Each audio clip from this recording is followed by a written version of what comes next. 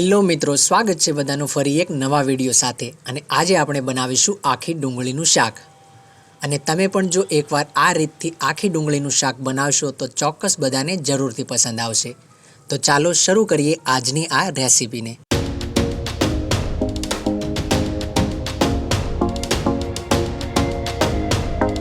તો શાક બનાવવા માટે અહીંયા મેં 10 થી 12 જેટલી મીડિયમ સાઇઝની ડુંગળી લીધી છે। અને ડુંગળી જે છે એ તમે આવી થોડી પીળાશ પડતી લેશો તો શાક બની જાય ત્યારે કાળી નહીં પડે। હવે ડુંગળીને આગળ પાછળથી કાપીને એના ઉપરના પડે કાઢી લઈશું। અને ડુંગળીના ઉપરનો જે ગાંઠનો ભાગ હોય એ બહુ ના કપાઈ જાય એનું થોડું ધ્યાન રાખવાનું, નહીંતર જ્યારે એનું શાક બનાવીશું તો એના પડ બધા અલગ પડી જશે। અને ડુંગળીના પડ નીકળી જાય એટલે નીચેની ભાગે આપણે ક્રોસમાં કટ મારી દઈશું, એટલે બધા મસાલા અંદર સુધી જતા રહે। તો અહીંયા મેં બધી ડુંગળીને સુધારીને લઈ લીધી છે। અને હવે ડુંગળીને તેલમાં તળવાની છે। તો એક કડાઈમાં મેં થોડું તેલ લઈ લીધું છે। અને તેલ ગરમ થઈ જાય એટલે સુધારેલી ડુંગળી એમાં નાખી દઈશું। અને હવે ડુંગળીને મીડિયમ ફ્લેમ પર પકાવી લેશું। તો બધી ડુંગળીને ફેરવીને પકાવી લેવાની। અને ડુંગળીને આપણે અહીંયા સાવ પાકવા નથી દેવાની, એટલે 60 થી 70% ડુંગળીને અહીંયા તેલમાં પકાવશું। અને ત્યારબાદ આપણે એમને શાકની ગ્રેવીમાં પકાવશું। તો અહીંયા ડુંગળી આપણે જોઈએ એટલી તળાઈ ગઈ છે। તો હવે એને એક પ્લેટમાં કાઢી લઈશું। તો હવે ગ્રેવી માટેની વસ્તુ તૈયાર કરી લઈશું। તો એમના માટે મેં અહીંયા 3 થી 4 ચમચી જેટલા સફેદ તલ લીધા છે। તો એને અધકચરા ખાંડણીમાં ખાંડી લઈશું। તો આવા અધકચરા ખંડાઈ જાય એટલે એને એક વાટકીમાં કાઢી લઈશું। તો બીજું મેં સાથે એટલા જ કાચા શિંગદાણા લીધા છે। અને શિંગદાણાને પણ તલની જેમ જ ખાંડી લઈશું અને એક વાટકીમાં કાઢી લઈએ।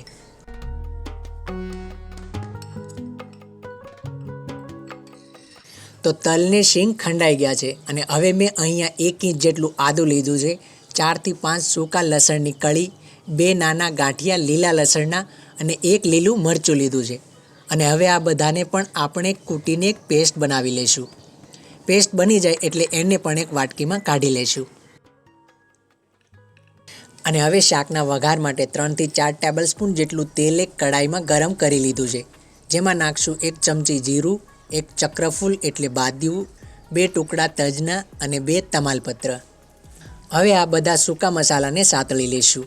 અને હવે એમાં નાખશું આપણે જે આદુ, લસણ અને લીલા મરચાંની પેસ્ટ બનાવી છે એ। અને હવે એને થોડી વાર માટે મીડિયમ ફ્લેમ પર પકાવી લઈશું। તો 1 થી 1.5 મિનિટ જેવું મેં પકાવી લીધું છે। અને હવે એમાં નાખી દઈશું તલનો ભૂક્કો। અને તલને પણ આપણે 2 મિનિટ જેવું પાકવા દઈશું। અને 2 મિનિટ જેવું તલને પાકતા થઈ જાય એટલે હવે એમાં નાખી દઈશું શિંગદાણાનો ભૂક્કો। હવે એને પણ મીડિયમ ફ્લેમ પર પાકવા દઈશું, જ્યાં સુધી એમાંથી થોડું તેલ અલગ ના પડવા લાગે ત્યાં સુધી। તો શિંગદાણા પાકે ત્યાં સુધી આપણે ગ્રેવી માટે ટમેટાની પ્યુરી બનાવી લઈએ। તો એના માટે મેં 4 મીડિયમ સાઇઝના દેશી ટમેટાં લીધા છે। અને ખમણીથી ટમેટાની પ્યુરી બનાવી લઈશું। અને ટમેટાની પ્યુરી બનાવીને રેડી કરી લીધું છે। અને સાથે 5 મિનિટ જેવું થઈ ગયું છે ને આપણો મસાલો જે છે એ પણ પાકી રહ્યો છે। તો હવે એમાં આપણે જે ટમેટાની પ્યુરી રેડી કરી છે એ નાખી દઈશું અને ફરીથી ગ્રેવીને પાકવા દઈશું।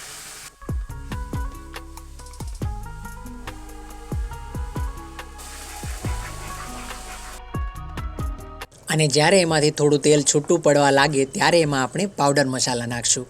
તો 1 ચમચી જેટલું ધાણા જીરું પાવડર, અડધી ચમચી હિંગ, અડધી ચમચી જેટલી હળદર, 2 ચમચી જેટલું મરચું અને સ્વાદ પ્રમાણે મીઠું નાખી દીધું છે। અને હવે આ બધા પાવડર મસાલાને ગ્રેવી સાથે સરખી રીતે મિક્સ કરી લઈશું। અને જ્યાં સુધી ગ્રેવીમાંથી તેલ છૂટું ના પડે ત્યાં સુધી પાકવા દઈશું। અને તેલ છૂટું પડી જાય એટલે એમાં ગરમ પાણી નાખશું। તમારે ગ્રેવી રાખવી હોય એ પ્રમાણે થોડું વધુ ઓછું પાણી નાખી દેવાનું। અને પાણીને મિક્સ કરી કડાઈનું ઢાંકણ લગાવીને એક ઉબાળ આવે ત્યાં સુધી રહેવા દેવાનું। અને પછી એમાં આપણે જે ડુંગળી તળી છે એ નાખી દઈશું।